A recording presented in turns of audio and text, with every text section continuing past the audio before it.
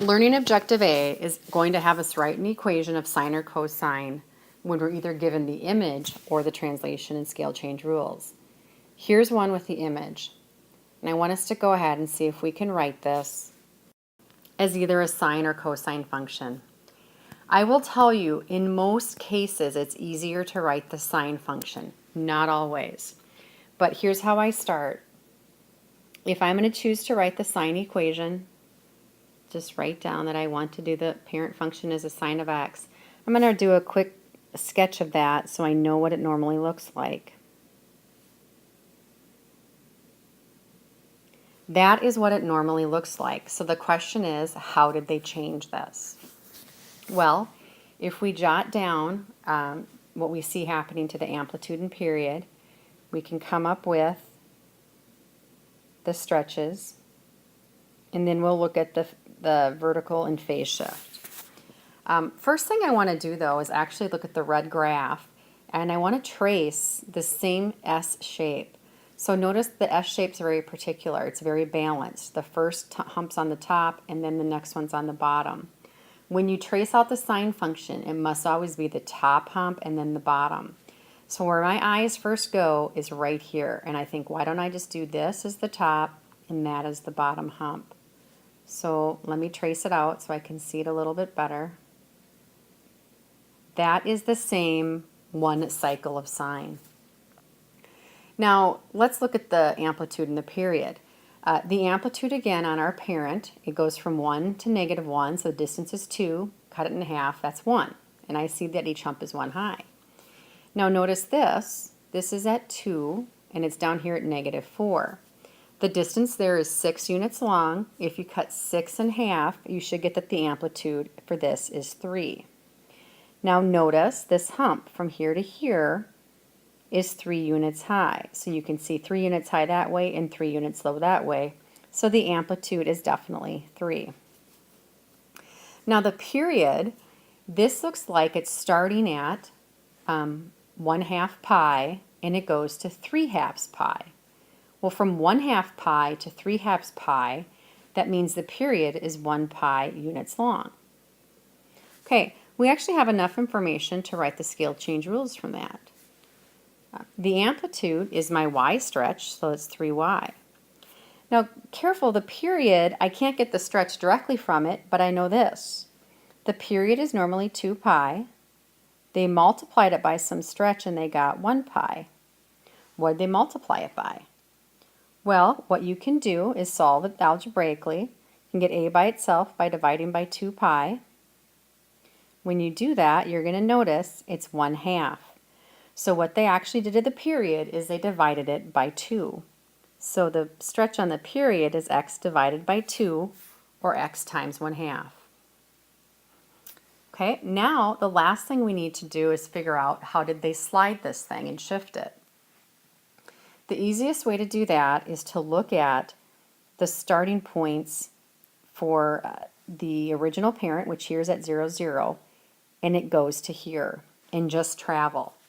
If you travel from one point to the other, what they did is they moved right 1/2 pi and down 1. So that is actually the translation rule. Again, I said right 1/2 pi, and then they went down 1.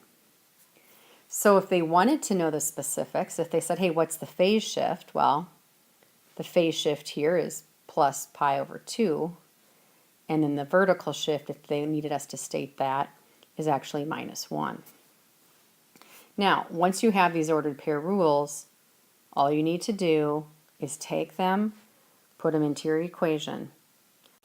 So let me get started. First thing I'm going to do is put those translation in. So I'm going to come over here to the sine, and it's going to be, says here, x plus pi over 2. So I'm going to go to x, and I'm going to minus the pi over 2. And then it says y minus 1, so at the end I'll do -1.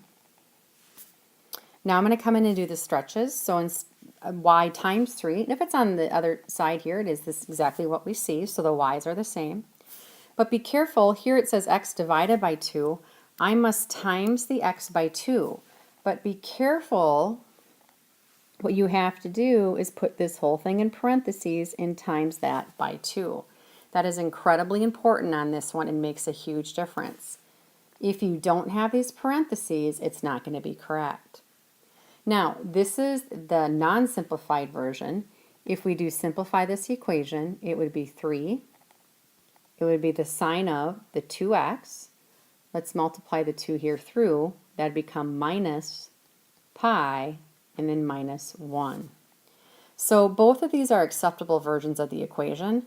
Depending how it's asked to type in, this one right here is the most simplified because I got through and did my distribution.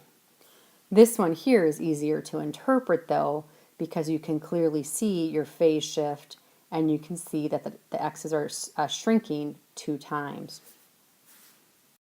Now let's try this one. You can either graph it as cosine or sine. I'm going to show you again, let's actually graph this one as cosine first. And this is actually kind of a tricky equation. So the parent of cosine, again, I'm going to need that visual, is going to look something like this. So I'm going to break down and just get the basic information about the amplitude and the period, which will be the same no matter if I choose sine or cosine. I'm going to get the information about the vertical shift, which will be the same. The phase shift actually is the only one that will vary depending if I do sine or cosine. Other than that, these other 3 will be the exact same thing. So that's actually a lot of information we're going to get. Now let's do the amplitude properly. If you look at it, the difference between the maximum and the minimum, well, the maximum point here, the height is at 3, the minimum here is at -5. That complete distance is 8 units. We'll cut it in half. Your amplitude is 4. So each hump is 4 units high. Now if we're doing cosine, is what we chose, we're going to try to find the C shape that we can mimic. So let me actually highlight what that's going to be. Why don't we start here? And we'll go from here and we'll stop right there. Now look at the distance here. It looks like this goes from 3 pi to 13 pi. So the period on here from start to finish is 10 pi units. It's a pretty stretched out graph. Let's go ahead and actually get then the scale change rule from these two. So the scale change rule is the amplitude is just 4 times y. Now the period, what did they do to 2 pi? They times it by something to get 10 pi. Looks like they times it by 5. So this is 5x. Now, this one we have to be careful about the vertical and the phase shift. So what I'm going to do is I'm going to track this starting point for the parent and this starting point for the new graph and try to get them back such that, notice this cosine graph is perfectly symmetric over the x-axis. So we have to do that. If I take this point and move it all the way back, okay, means I'm going to go back 3 pi units. So that means what they did is they took this original point and they moved it forward 3 pi. So my phase shift on here is going to be right 3 pi units. But be careful, if you think about it, if I take this point right here and I move it back to right here at 3, then I'm going to have 3 units above the x-axis. This point's going to be 5 units below the x-axis. It needs to have perfect symmetry, so it has to be split 4 and 4. So what they did is they did shift this thing forward 3 pi, but it used to be sitting up here at 4, so they actually moved it down. So there is a vertical shift here of down 1. So with that, the translation rule is going to be x plus 3 pi and y minus 1. So we can go ahead and write the cosine equation. So I'm going to just take the parent, y equals the cosine, leave ourselves a little bit of room. I'm going to go to the x and I'm going to subtract 3 pi. It says here, take the x and multiply, so I'm going to divide the entire thing by 5. Now for the y, I'm going to add the 1, and for this y, I'm going to multiply by 4.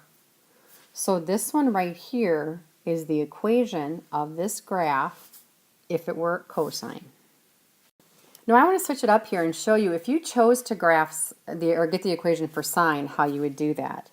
Now the first thing I would do is trace over, again, the parent function for sine so we know what we're starting with. So let's get that in there really quick. So we have that purple graph. Now we need to find the equal balance of the top hump here and the bottom hump. You have to be really careful. It doesn't start right here at this ordered pair. It actually starts down 1. So let's have the starting point for this one be right here. Now the top hump, we know the amplitude's 4, so it goes from -1 up to 3, and then it's going to travel back down. And then it'll finish itself off here, and it's actually going to wrap up. It'll be at 20 pi, because I know the period is 10 pi units long. So from 10 pi to 20 pi would be 10 pi. So we've got that. Now let me just show you. The amplitude is the same. We're at 3 to -5. The distance is 8. Divided by 2 is 4. The period is 10 pi to 20 pi. We're good.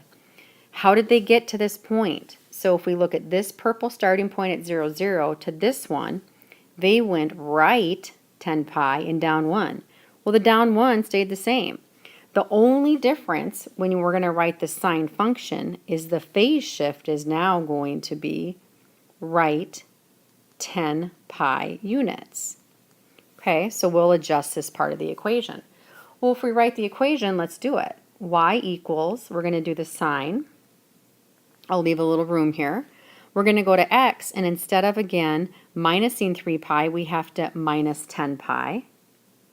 So x minus 10 pi. Now instead of 5 times x, we divide it.